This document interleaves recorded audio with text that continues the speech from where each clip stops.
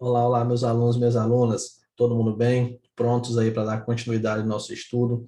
Vamos conhecer na aula de hoje aí do Estatuto dos Servidores Públicos do Piauí, assuntos como sindicância e o PAD. Trabalhamos na aula passada o PAD sumário. Agora você vai conhecer o PAD mesmo, Processo Administrativo Disciplinar. E eu vou fazer aí todo aquele esquema que eu fiz no PAD sumário, eu vou fazer aqui também, que facilita demais, principalmente na relação de prazos aí. Então, o artigo 164, ele traz aí um exemplo de ato vinculado da administração, que determina que a autoridade que tiver ciência de irregularidade no serviço público é obrigado a promover sua apuração imediata, mediante a sindicância ou o processo administrativo disciplinar. Então, soube de uma irregularidade, tem que promover a apuração imediata. Até aqui entra a questão da denúncia anônima. A denúncia anônima, por si só, ela não pode ensejar uma abertura de um processo administrativo disciplinar. Não é porque alguém ligou para o órgão e disse que tal servidor cometeu irregularidade, que acabei de receber uma ligação anônima e vou abrir o processo administrativo. Não. Mas aquela denúncia, ela pode ensejar uma investigação, uma sindicância, e através dessa investigação, dessa sindicância aí, pode ser feito aí o processo administrativo, beleza? Essa apuração por solicitação da autoridade poderá ser promovida por autoridade de órgão ou entidade diverso daquele em que tenha ocorrido a irregularidade. Não necessariamente foi no órgão que ocorreu a irregularidade que vai ocorrer a apuração, pode até ser em órgão diverso, mediante a competência específica para tal finalidade, delegada em caráter permanente ou temporário pelo governador, pelos presidentes da Assembleia Legislativa, Tribunal de Justiça, Tribunal de Contas e pelo Procurador-Geral de Justiça no âmbito do respectivo poder, órgão ou entidade, preservar as competências para julgamento que se seguir à apuração. Aqui é o seguinte, muitas vezes o governador ele não vai estar fazendo isso, né? Então ele vai delegar para alguma pessoa estar fazendo essa apuração. Um detalhe aqui bem interessante. Durante o gozo de licença para tratamento de saúde por acidente em serviço, não se iniciará sindicância punitiva ou processo administrativo. Aqui, se a banca quiser fazer uma questão bonita, ela faz. Sabe por quê? Porque a sindicância ela pode ser de duas formas: investigatória ou punitiva. O próprio nome está dizendo, investigatória, está só investigando. Punitiva, ela vai punir. O que o parágrafo 2º está dizendo é que durante o gozo de licença para tratamento de saúde e por acidente em serviço, então o cara tirou licença para tratar da saúde dele, ou tirou licença por conta de acidente em serviço, não se iniciará sindicância punitiva ou processo administrativo. A lei não falou nada sobre a sindicância investigatória. Então, por isso que eu disse, se a banca quiser fazer uma questão bonitinha, trocar punitiva por investigatória, o item vai estar errado, beleza? Aqui o cara está de licença para cuidar da saúde dele, ainda vai ter um processo no escuro para responder, aí, meu patrão, aí o bicho pega, né? Então, durante o gozo de licença e tratamento de saúde ou acidente em serviço, não vai se iniciar sindicância punitiva ou processo administrativo disciplinar, beleza? Depois que terminar a licença, aí sim, aí o bicho pega, aí tá bom, agora vem chumbo grosso para ele. Então, a sindicância ela pode ser investigatória ou punitiva, sendo assegurado nessa última o contraditório e a ampla defesa. Já que ela vai punir, tem que garantir aí o contraditório e a ampla defesa. Aí a lei vai trazer como é que funciona cada uma dessas sindicâncias, né? Da investigatória, da punitiva, mas eu separei aqui para vocês nesse mapa mental. Fica bem mais fácil vocês compreenderem. Então, eu tenho dois tipos de sindicância. Eu tenho a sindicância investigatória e a sindicância punitiva. A sindicância investigatória, ela pode resultar em duas coisas: em arquivamento. Em qual situação? Eu estou investigando e vi que é mentira, que não tem nada demais, que ele é só, estão só querendo prejudicar aquele servidor. Eu faço o arquivamento e pronto. Ou ela pode resultar na instauração de uma sindicância punitiva ou de um PAD. Então, da investigatória, eu posso ir para a punitiva ou posso ir direto para o PAD. Aí depende da situação. Então, na investigatória, eu não aplico punição, eu não aplico penalidades. Na investigatória, na sindicância investigatória, Eu apenas investigo. Investiguei e disse, ah, não, é só mentira, é só, então só inventando aqui, o cara é inocente, arquiva. Não, é algo sério. Aí pode gerar a instauração de sindicância punitiva ou de PAD. Beleza. A sindicância punitiva, ela pode resultar o quê? Ela pode resultar em 3 situações. Arquivamento também. Então, abri a sindicância punitiva e eu olhei e disse, não, aqui é só, o cara está só me enrolando aqui, não tem nada não, o cara é inocente, de arquivo. A instalação de um PAD, opa, que é mais sério. Ou ela pode aplicar penalidades, mas é apenas 2. É a advertência e suspensão de até 30 dias. Se a suspensão for mais de 30 dias, aí já não pode aplicar na sindicância punitiva. Aí já tem que ir para o PAD.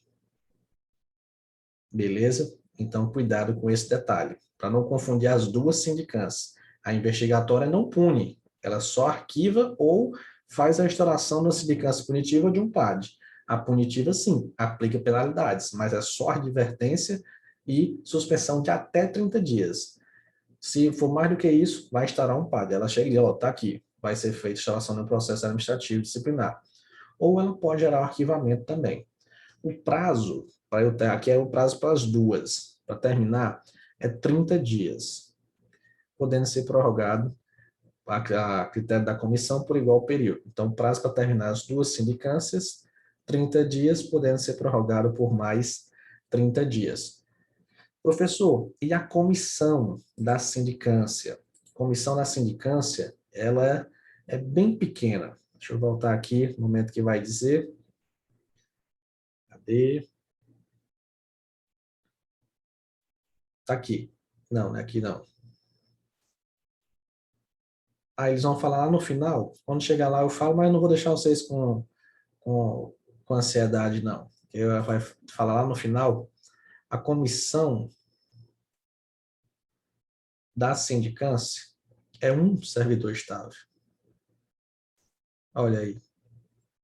O PAD sumário era 2, né? A sindicância é só um.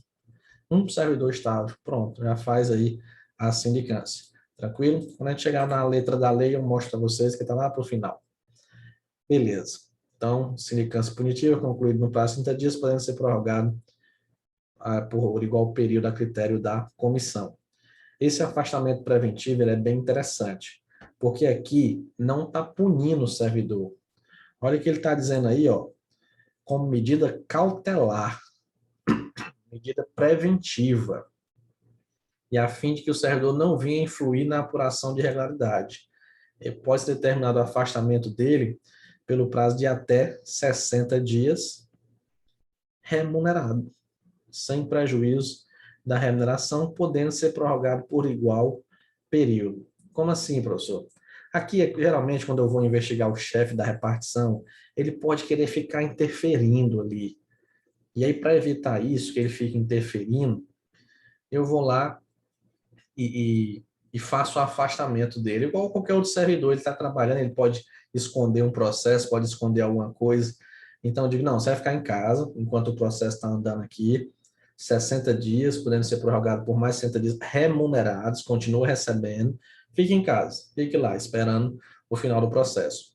Se passar os 120 dias, no caso aí, né, 60 mais 60, e mesmo assim não terminou o processo, mas aí ele vai voltar a trabalhar, beleza? Então, o afastamento poderão ser prorrogados por igual período, fim do qual cessarão seus efeitos, ainda que não concluída a sindicância ou o processo. Durante o afastamento, a autoridade deve apreender carteiras funcionais, insígnios, distintivos, armas e quaisquer outros documentos ou objetos que possibilitem o servidor afastado apresentar-se na qualidade de servidor. Beleza? Então, chegamos agora nele, no PAD, processo disciplinar, instrumento destinado a apurar, com observância dos princípios contraditórios, da ampla defesa, a responsabilidade do servidor por infração praticada no exercício de atribuições ou que tenha relação com as atribuições do cargo. Esse PAD, ele vai ser conduzido, processo disciplinar, por uma comissão de 3 servidores estáveis, designados pela autoridade competente, e o presidente deverá ser ocupante de cargo efetivo superior ou de mesmo nível, ou ter escolaridade igual ou superior ao indiciado. Então, se o indiciado, por exemplo, tem um cargo de nível 3, o presidente da comissão tem que ser nível 3, nível 2, nível 1 tem que ser maior. Se o indiciado tem nível superior, o presidente tem que ter nível superior, doutorado, mestrado, tem que ser superior. Beleza? Então, vamos fugir um pouquinho do texto da lei, não ficar só lendo aqui, né? Às vezes isso é um pouco cansativo. Vamos fazer o nosso esqueminha? Vamos esquematizar esse PAD aqui, que aí você aprende muito mais. Assim como nós já estamos finalizando o curso, né? Tem só mais uma aula, mas agradeço demais já, logo de agora, a participação de vocês nesse curso do Estatuto dos Servidores Públicos do Piauí. Quero aí, espero que vocês gabaritem essa disciplina no concurso de vocês, que foi tudo explicado bem detalhado, bem esquematizado. E ainda tem muita coisa, vamos esquematizar agora o PAD, Processo Administrativo Disciplinar. Então, vamos lá. Fazer uma linha do tempo, assim como eu fiz no PAD sumário. Só que aqui tem que ser bem maior, porque tem mais informações.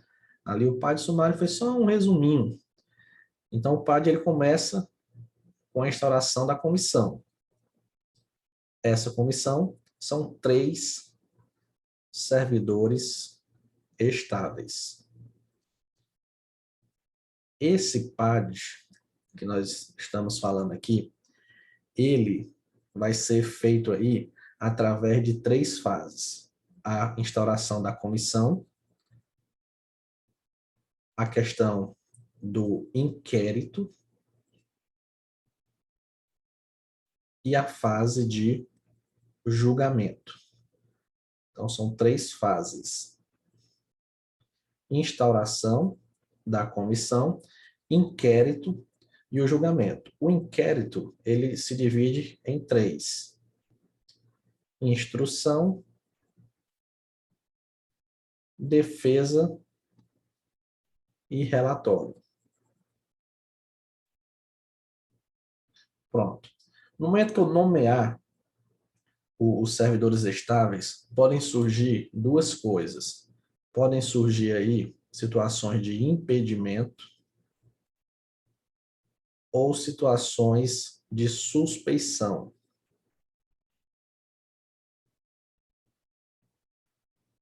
A situação de impedimento são situações objetivas. São 3 situações. É quem tem interesse, aí ficou muito feio. A letra já não é tão bonita, mas tem hora que aí desarreda, né? Fica mais ainda. Pessoa que tem interesse direto ou indireto na matéria, que tenha participado aí como perito, testemunha, aqui são apenas resumos, né? Lógico que não tem como eu colocar tudo aqui, a gente vai resumindo, a leitura da lei é essencial, aí você vai lembrando através desses resumos. Então, participado como perito, testemunha, ou se isso aí também for feito com o cônjuge, o parente até o 3º grau, ou se estiver litigando judicialmente ou administrativamente com o acusado ou com o seu cônjuge. Suspeição é situação de amizade ou inimizade. Como assim, professor? Explique isso. É o seguinte, impedimento. Eu tenho interesse na matéria, eu estou participando da comissão e se aquele cara for demitido, eu vou ser promovido. Então, eu tenho interesse. Então, eu tenho que me declarar impedido. Ó, estou impedido, posso participar não. Porque se eu tenho interesse na matéria, esse interesse pode ser direto ou indireto.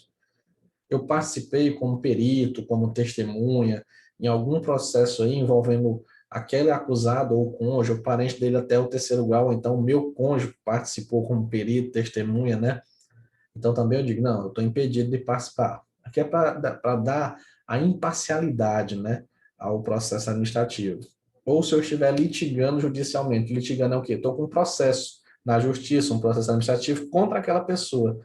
Aí eu, tô na comissão, agora tu me paga, sem vergonha. Não, não pode. Tem que se declarar impedido. Professor, mas se a pessoa não fizer, é falta grave. É considerado falta grave ao serviço a pessoa não declarar o impedimento. Já a suspeição é situação de amizade. Não, eu não posso participar do processo, me declaro suspeito. Por quê? Sou muito amigo dessa pessoa, então não vou ter a imparcialidade necessária. Ou questão aí de inimizade. Não, eu sou inimigo dessa pessoa aí. Então, eu não posso participar desse processo. Logicamente que, por exemplo, amizade, a pessoa pode ficar calada, inimizade também, eu vou prejudicar ele aqui agora. Se ficar calado, vamos supor, meu inimigo, agora que tu me paga, fiquei calado. A pessoa pode aí entrar com recurso. Dizer, ó, aquele cara não pode participar não, na comissão, ele é meu inimigo. Esse recurso é sem efeito suspensivo, o processo continua, não tem efeito suspensivo, beleza? Feita a instauração, que aí feita a comissão, essa questão de impedimento, suspeição, tudo certinho, vamos agora para a intimação. A intimação, ela tem que ser feita com antecedência mínima. Cuidado aqui, ó. Fazer do mesmo jeito que eu fiz no outro lá, colocar 2 dias úteis. Então, a intimação tem que ser feita no prazo de 2 dias, antecedência mínima de 2 dias úteis. Então, se é para a pessoa comparecer hoje, a intimação tem que ter sido feita pelo menos com antecedência mínima de 2 dias úteis. 2 dias úteis de antecedência, no mínimo, tem que fazer a intimação para ela comparecer. Beleza. Aí, no caso, eu vou fazer agora a citação, que até eu disse para vocês que a intimação e citação eram bem parecidas, mas não era a mesma coisa. Mas não precisa se preocupar com a diferença aqui entre elas. Então, depois da intimação, vai ser feita a citação aí para apresentar a defesa. Esse prazo de citação, eu posso ter 3 prazos aqui. Eu posso ter 10 dias, eu posso ter 15 dias. Esqueci de mudar a cor. Rapidinho aqui eu mudo aqui, peraí. Aí fica bem organizadozinho, você pode até imprimir depois, que aí fica já com as cores dos prazos. Então, 10 dias, 15 dias e 20 dias. Vai ser feita a citação da pessoa para ela apresentar a defesa. A intimação, por exemplo, eu posso intimar ela para ela dizer para ela, ó, tal dia vai ter um processo, ó, você tem que trazer isso aqui, tem que trazer um comprovante de residência, enfim, a intimação feita aí com antecedência mínima de 2 dias úteis. A citação já é para apresentar a defesa. Então, 10 dias é a regra para apresentar defesa escrita. 15 dias é quando for por edital. Como assim, professor? Quando eu não sei onde a pessoa mora, aí como mandar a citação para onde? Vou publicar no Diário Oficial, vai ser feito por edital. Então, vai ser feito no prazo de 15 dias. Quando eu sei onde a pessoa mora, vai ser 10 dias o prazo. E quando é que vai ser 20 dias, professor? Quando eu tiver 2 ou mais investigados. Aí, nesse caso, vai ser o prazo aí de 20 dias, beleza? Quando tiver 2 ou mais investigados. Então, 10 dias quando tiver um, né, para apresentar a defesa escrita, 15 dias também apresentar a defesa, mas quando eu for fazer por edital, e 20 dias quando eu tiver 2 ou mais. Depois disso, feita lá, apresentou a defesa, né, vai ser feito agora o relatório. A comissão vai dizer se o cara é inocente e tal. Então, vai ser feito aqui o relatório. Porque a comissão não aplica punição. Ela só faz esse relatório. E ela envia o relatório para o julgamento. Envia para quem? Vai enviar para o governador, vai enviar para o secretário, vai enviar para o chefe da repartição, para a autoridade que nomeou, para a autoridade competente. Se for demissão, vai mandar para o governador. Se for suspensão por mais de 30 dias, vai mandar para o secretário. Suspensão até 30 dias, advertência para o chefe da repartição. Então, feito o relatório, vai ser enviado aí para a autoridade competente para ela fazer o julgamento. Ela vai fazer o julgamento, aplicar, né, a punição no prazo de 20 dias. Então, ela recebeu o relatório, ela tem 20 dias para fazer esse julgamento. E o prazo para terminar todo o processo administrativo? O prazo para terminar todo o processo administrativo é 60 dias, podendo ser prorrogado por mais 60 dias. Beleza? Então, vocês vão observar que está tudo resumido aqui. Tudo resumido, tem mais situações que eu vou falar quando eu for explicar o texto da lei, mas vocês, com esse esquemazinho aqui, tem todos os prazos aí do PAD. Foi tudo resumido, desde a comissão, impedimento, suspeição, a intimação, que é o prazo da licença mínima de 2 dias úteis, todos os prazos da citação. Na lei não está bonitinho assim, não.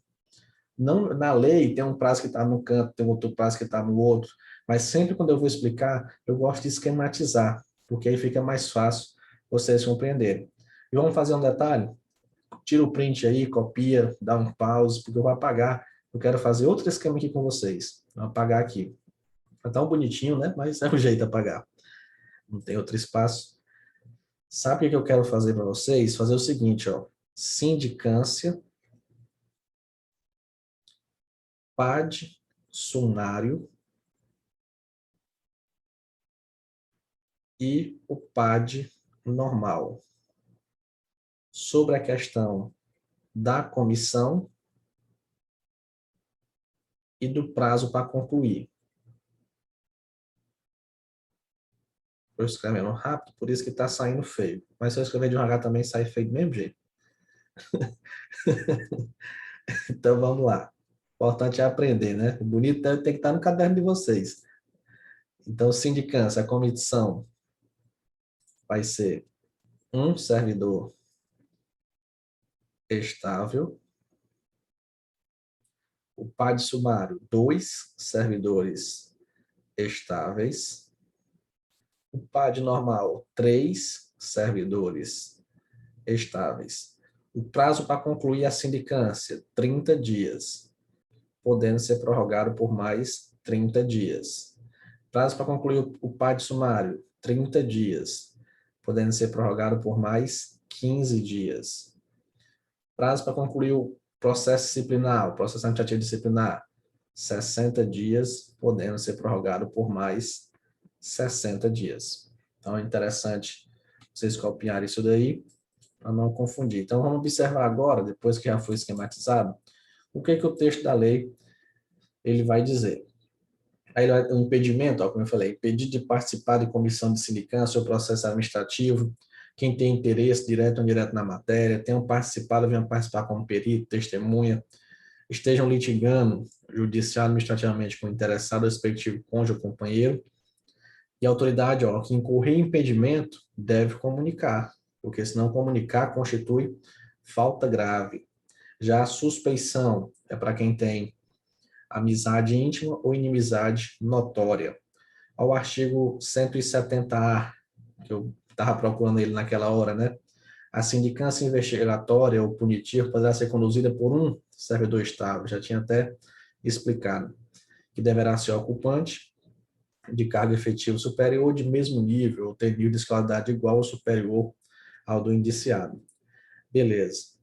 A comissão exercerá suas atividades com independência, imparcialidade, as reuniões e as audiências terão um caráter reservado. Cuidado com isso, parágrafo primeiro aí.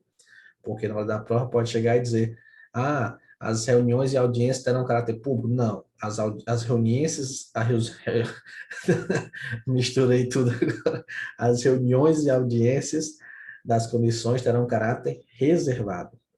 Se o advogado quiser retirar os autos para estudar em casa, ele pode tirar, mediante recibo. Ele, não, quero ver aqui, eu quero estudar em casa isso daqui. Beleza. Também vai ser dado concessão de vista para o interessado no processo, né? Não, quero dar uma olhada aí, quero apresentar um recurso, quero saber o que está acontecendo. As fases, eu já até coloquei lá no esquema, né? Instauração, inquérito, o inquérito é instrução, defesa e relatório, e o julgamento. Beleza. Agora, aqui ele vai dizer que é facultativa a separação do processo disciplinar ou sindicância, quando as infrações disciplinares tiverem sido praticadas em circunstâncias de tempo ou lugar diferente, ou quando ele excessivo número de imputados ou por motivo relevante, a comissão ou o sindicante reputar conveniência a separação. Essa situação aqui é quando a sindicância punitiva ela gera o PAD, porque o PAD ele pode iniciar sem nada, direto já, ou através de uma sindicância punitiva. E aí, gerando através de uma sindicância, aquela sindicância ela vai integrar ali o processo. Ele está dizendo, se quiser, pode separar a sindicância punitiva do processo administrativo. O prazo para conclusão, 60 dias, né? Podendo ser prorrogado por igual período. Vai suspender o prazo para conclusão do inquérito, a sindicância, nessas situações: oitiva de testemunha em outro município, realização de perícias, realização de quaisquer provas que dependam de ordem judicial, produção de prova requerida pelo servidor que se revele posteriormente protelatória, e outros casos em que a produção de prova demande período de tempo razoável. Aqui é o seguinte: o processo administrativo ele tem que terminar 60 dias, podendo ser prorrogado por mais 60 dias. Mas aí imagina que eu estou precisando de uma perícia e essa perícia só sai com 200 dias. Vai passar do prazo, né? Então, nesse caso, suspende o prazo. Suspende ali o prazo de conclusão enquanto chega essa perícia. Ou eu preciso escutar a testemunha que é de outro município e ela vai demorar aí 45 dias para chegar. Não, então suspende o prazo, porque vai ter oitiva aí de testemunha em outro município, beleza? Durante o tempo que é permanecer suspenso, o inquérito não corre o prazo de prescrição e não será computado também, para efeito de prescrição, na duração do processo disciplinar ou sindicância, o excesso de prazo provocado pela defesa. Aqui já é a defesa que está demorando. Nesse caso, azar, ela está demorando, meu patrão. Ela que vai correr atrás disso daí, né? Eu estou falando da administração demorar aqui. A não conclusão no prazo do processo disciplinar ou sindicância implica apenas o recomeço do prazo prescricional. A administração dizendo, não terminou no tempo, vai só começar a contar aqui o prazo prescricional, mas não vai acabar o processo. Então, tem 60 dias para terminar, mais 60 dias. Não terminou? Ah, então acabou? Não, continua trabalhando. Só que agora o prazo prescricional também começa a contar. E aí agora vai ficar um do lado do outro. Pode ser que a prescrição aconteça, vamos supor, se for advertência, é 180 dias. Pode ser que chegue primeiro, e aí o processo administrativo, quando terminar, não vai poder fazer nada, porque já prescreveu, beleza? O inquérito vai obedecer o contraditório, ampla defesa. Os autos da sindicância integrarão o processo administrativo como peça informativa da instrução. Se, durante a sindicância, verificar que é um ilícito penal, que eu estou falando de processo administrativo disciplinar, mas eu verifiquei que foi um ilícito penal, então vou encaminhar cópia dos autos ao Ministério Público e vou continuar fazendo a apuração do processo administrativo. Beleza? E aí a questão é assegurada ao servidor o direito de acompanhar o processo, pessoalmente ou por intermédio de procurador, constituído, arrolar, requerer testemunhas, produzir provas. O presidente da comissão somente poderá denegar, mediante decisão fundamentada, as provas propostas pelo servidor quando ilícitas, impertinentes, desnecessárias ou protelatórias. Questão que o cara está trazendo provas só para demorar, desnecessárias, ilícitas. Aí, nesse caso, não, o presidente da comissão, decisão fundamentada, ele vai denegar, não vai aceitar isso daí. Vai ser indeferido também o pedido de prova pericial quando a comprovação do fato depender de conhecimento especial de perícia, de perito. Porque pode ser, não, eu quero um perito, só para ganhar tempo, né? Mas não, isso aqui não precisa não, isso aqui está na cara que já foi feito, não precisa de um perito aqui não. Em qualquer fase do processo será permitida a intervenção do defensor, constituído pelo indiciado, porque no processo administrativo o advogado é facultativo, né? Se não quiser, não chama o advogado, mas se quiser, pode chamar. Então, está dizendo, em qualquer fase é assegurado aí a intervenção do defensor constituído pelo indiciado. Na intimação, que vai ter antecedência mínima de 2 dias úteis, vai conter identificação do intimado, finalidade da intimação, data, hora e local, se ele deve comparecer pessoalmente ou se fazer representar, informação da continuidade do processo, independente do seu comparecimento. Então, ele vai dizer, ó, estou lhe chamando, mas se você não vier, o processo vai continuar. Diferente do processo judicial. No processo judicial, o processo para, é julgar a revelia. Aqui no processo administrativo, não veio, vou parar o processo? Vai, não, continua.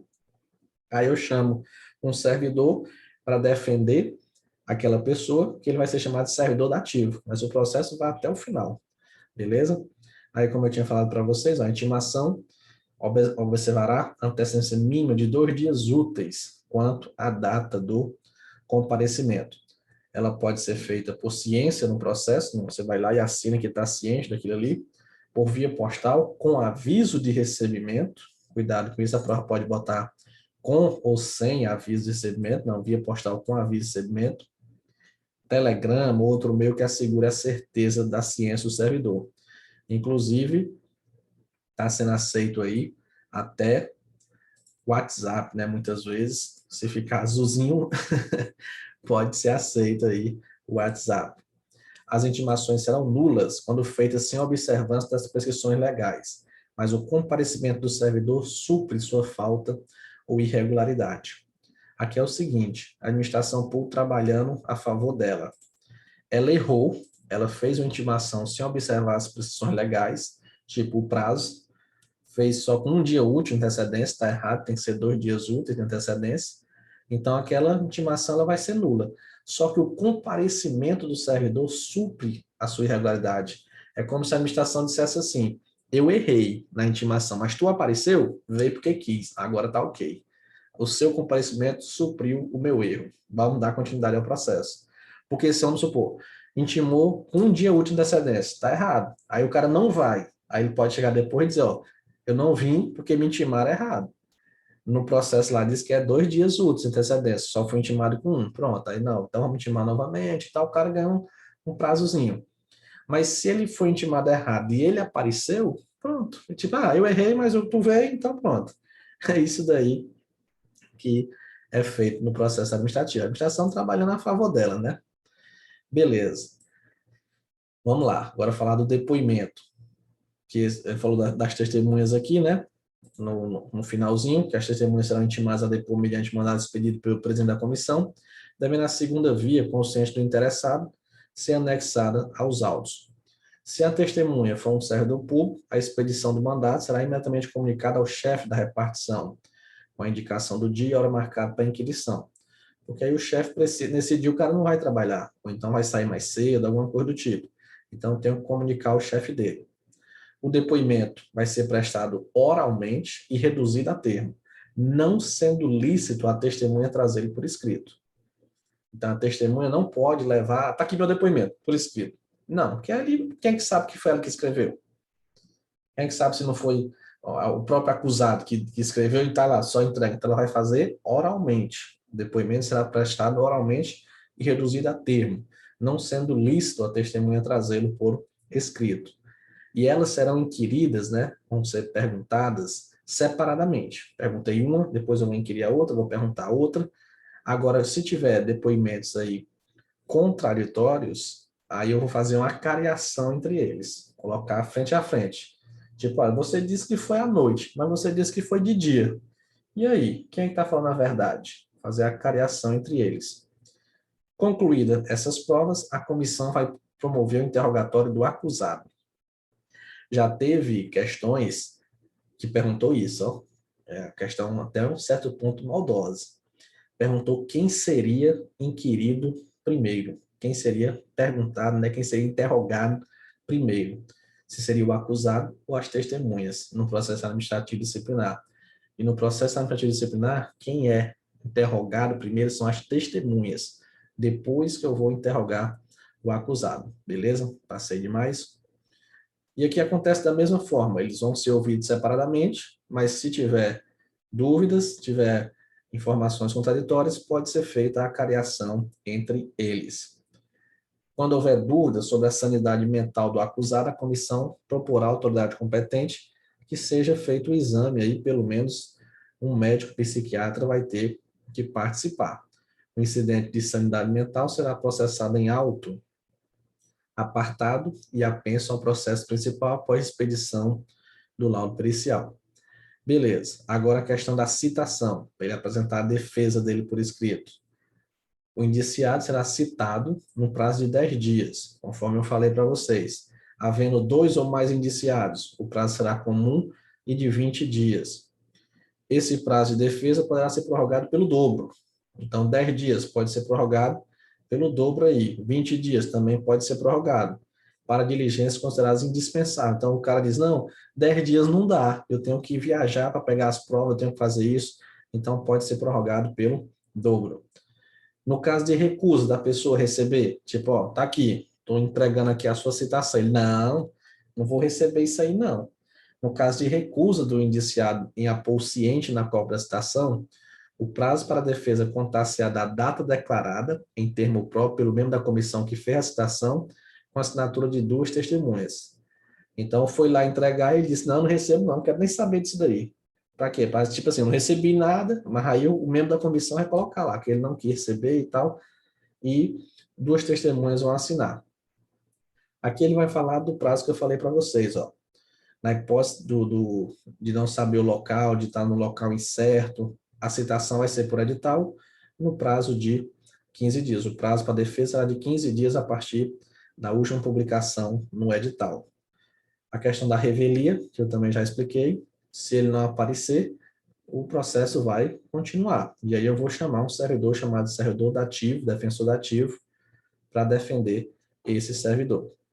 Feito tudo isso, agora vai ser feito o relatório, que esse relatório vai ser conclusivo aí quanto à inocência ou à responsabilidade do servidor. Quer dizer, ó, ele é inocente, ele é culpado, e o relatório vai ser enviado para a autoridade competente. Para quê? Para ela fazer o julgamento. Esse julgamento, no prazo de 20 dias, né, a autoridade julgadora vai proferir a sua decisão. Vai dizer, vou punir, não vou punir.